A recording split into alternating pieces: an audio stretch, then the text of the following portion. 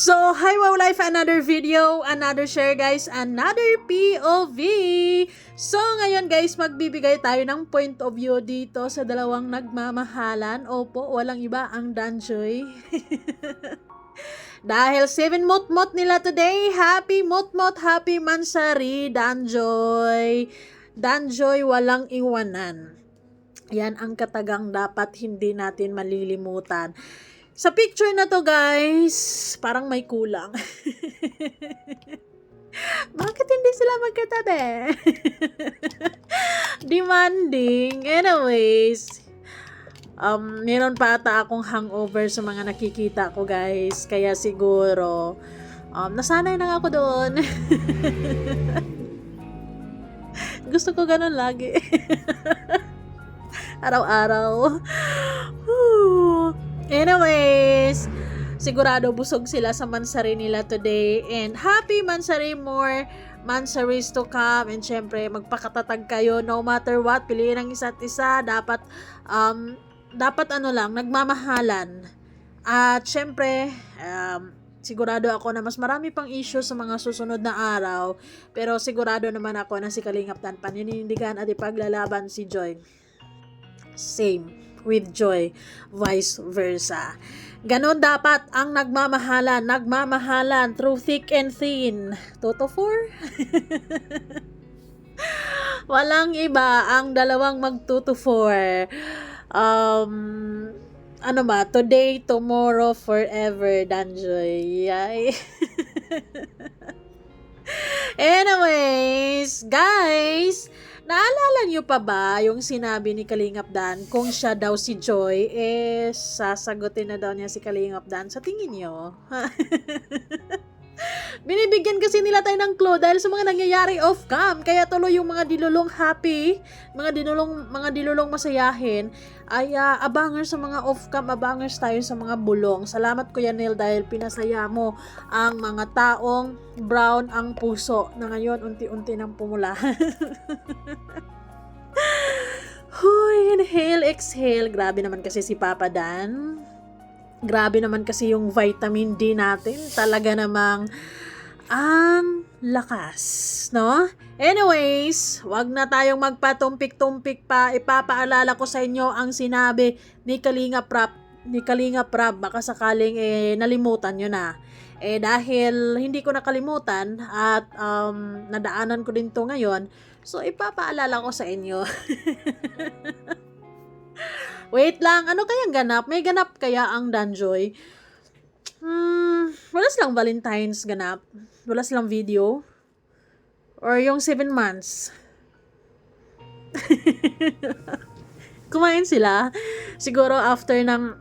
Ini-imagine ko kasi after ng dinner, siguro lumabas sila.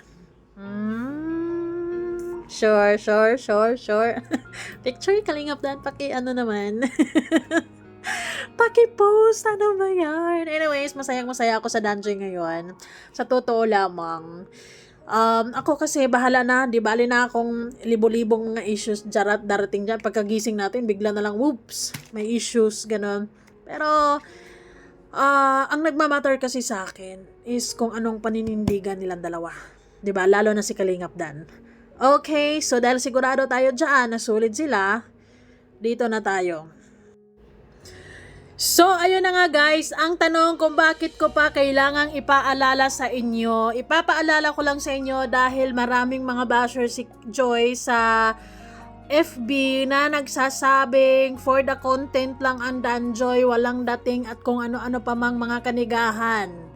So, dito, ipapaalala natin sa kanila na si Kalingap Rap na mismo ay botong-boto sa Danjoy na magkatuluyan sila. Siguro naman, hindi niya sasabihin ito kung hindi niya nakita na si Kalingap Dan ay totoo kay Joy or hindi responsableng tao. 'Di ba? Kasi naniniwala ako na mahal ni Kalingap Rap ang kanyang mga Kalingap Angels at hindi niya to hayaang masaktan ng mga taong hindi true ang intentions, 'di ba? So, ipapalala ko sa inyo, ito 'yon. Pwede. Ay, oo. Wait lang. Pwede.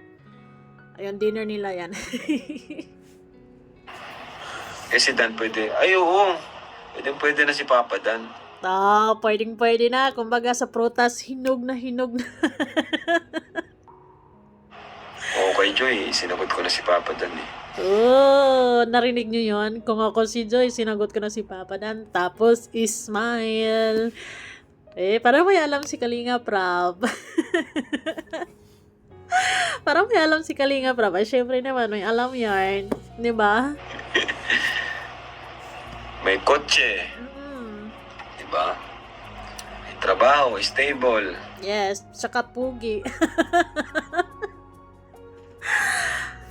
Pogi, may trabaho, stable, hindi naman siya sugarol or hindi naman siya nagsusugal or basta responsableng tao. Kaya talagang butong-buto si Kalinga Prab na magkatuluyan ang Danjoy, di ba? Hindi lang for love team, but sa totoong buhay. Ganon yon. Hindi sasabihin ni Kalinga Prab sa mga dilulong mga malulungkot dyan na nakabase pa din sa the past kung nakita niyang walang pag-asa, 'di ba? At syempre naman bilang lalaki si Kalinga Prab, nararamdaman naman niya siguro kung anong nararamdaman ni Joy para kay Kalingap Dan. 'Di ba? Syempre naman. Hayaan nyo lang ang Dan Joy kasi may motto yan sila. Walang iwanan. Ayun, di ba? Yes, walang iwanan 2 to 4.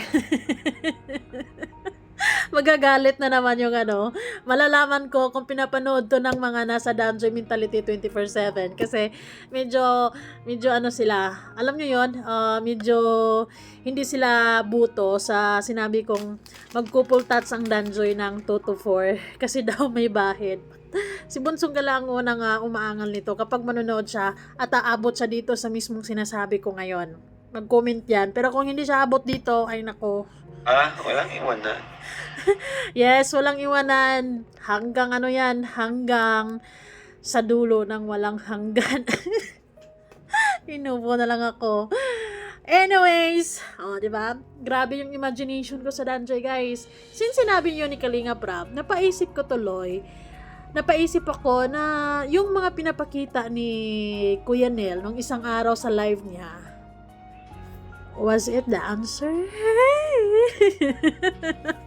Yan naman yung sagot. At nangako yan si Dan, di siya titingin daw sa iba. Patay. Sabi nga ni Kalingap Dan, hindi na siya naa-attract sa iba. Naku, Kalingap Dan, this is it. Ito na talaga yung hinahanap mo.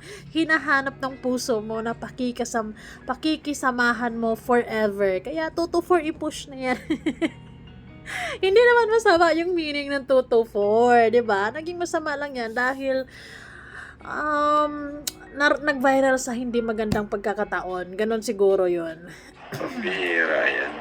Pambihira talaga yan, Kalinga Prab. Pero we are manifesting na magkakatotoo yung sinasabi mo, Kalinga Prab. Alam namin may alam ka, pero syempre, sisikreto mo lang yun. Doon na lang kami kakapit sa bulong. Kay Kuya Nel na lang siguro kami aasa. Char. Anyways, malaking tulong kasi yung mga bulong-bulong na ganyan or yung mga katulad ng mga ginagawa ni Kuya Nel na para pang sa bashers, parang pang sampal sa mga bashers ba? Gumagawa po ng issue ng Danjoy, ito para sa inyo to. Sa mga gumagawa ng issue ng Danjoy, actually may isang page kung saan talagang andon ang daming basher ni Joy. Pero magtaka ka, basher sila ni Joy pero ang profile nila si Kalingap Dan. Because hindi pa sila naka-move on. Feeling nila may pag-asa pang magkabalikan. Ganon ang iniisip nila, mga dilulo talaga. So, si Kalingap Nil na ang magsampal sa kanila ng katotohanan, guys. Ito para sa inyo, ready na ba kayo? Ayan po. Ito na. Bilisan ko na ba? Actually, nung nag-silent viewer ako dito sa live ni Kuya Nel, atat ako kasi si Kuya Nel medyo binibitin ka. Sabi, ano ba yan? Ang tagal. Ito na, yun na yun. Ito na. Tadadadadadad. Hey! I say, ulit mo! Nakita nyo ba? Tararan, Hindi tadan! klaro. Ay! Tadan, tadan. Hindi klaro, may ring light ka kasi dyan, Kuya Nel. Kaya yung i-focus mo, Kuya Nel, i-focus mo nang malaman na makita namin yung klarong-klaro. Ulit po. Grabe, no? Ayan. Oh, kita nyo naman yung ngiti dyan. Parang nanalo ng luto. Oh my God! Joy, kapit lang. Ay, nako. Ang saya. Alam ko, sobrang masayang-masaya ang puso ni Kalingap Dan at saka ni Joy ngayon. Going stronger talaga sila. Tumataginting na 7 monthsary sila today. And for sure, getting stronger and yung mas nakilala pa nila yung isa't isa, mas na-appreciate pa nila yung isa't isa for sure. After this moment, ay nako, yung dalawa na yan, hindi yan nakatulog. Ay nako. Hindi makakatulog sa sobrang saya, sa sobrang hindi malilimutan ng mga kaganapan dyan, na sa sobrang saya, talaga namang meron na namang mga puyaters dyan. I'm on vacation. Kamusta naman yan? Anong comment? Oh, kumusta naman yan? Anong comment nyo? Ano ba yan? Ano ba yan? Ano ba yan sila? Friends? Or is this situationship? Mutual understanding? Or for real? Bahala na kayo dyan. A, B, C, D, all of the above. Hindi dyan. Grabe, kilig. Kilig to. Grabe, Nako, naisip ko tuloy, mukhang hindi na tuloy lalo makakapunta si Kalingap Dan nito ng ibang bansa na hindi kasama si Joy. Hindi na to makakalakad ng malayo na wala si Joy. Ay, nako. The bones. Kilig to the bones. Grabe. Excuse me. At hindi lang yan, mga kalingap. Imagine nyo na lang, kayo na maghula kung sino ang tinititigan nilang dalawa. Sasabihin ko na ba, Kuya Nel? Iba talaga yung banding ng Jomcar at saka Danjoy. Talagang may common may common banding talaga sila na yun yung mas lalong nakapag sa kanila, nakapag naging close sila lalo kasi nagdo-double date nga sila. Sino ang tinititigan nila? Kayo lang. Sana all. Meron na namang mati-trigger dyan sa mga picture na yan, pero masasabi ko sa inyo, bahala na kayo. Walang umusga. Sigurado masayang-masaya ang Danjoy ngayon, di ba? I see what's going on there. Parang mas na-excite ako lalo sa Boracay nila, no? Kasi may mga ganang moment pala. Ayun. Sana all. Anong ganap ng Danjoy sa guys? Ito yung pinakamalupit, Grabe. Bawal magbuhat si Kalingap Dan. Kasi wala pang 6 months ang kanyang tahi. Pero Kalingap Dan, mukhang nakakalimutan mo yung rules. Nakakalimutan mo yung golden rules ng ng tahi mo na bawal magbuhat. Pero kaya lang, magaan lang naman yan si Joy, 'di ba? Magaan lang naman yan si Joy. Actually, yun yung nagpapagaling ng tahi Oh, 'di ba? Sana all. Anyways, guys, matanong ko nga sa inyo.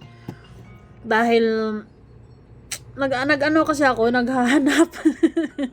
Anong ganap ng Danjoy sa Valentine's Day? Parang walang post si Joy ng flower. Ano ba? Meron ba? Or wala? Ganon. Anyways, abangan na lang natin. Baka bukas, baka meron. Ano ba? Anong bulong dyan? Bye-bye! Thank you so much!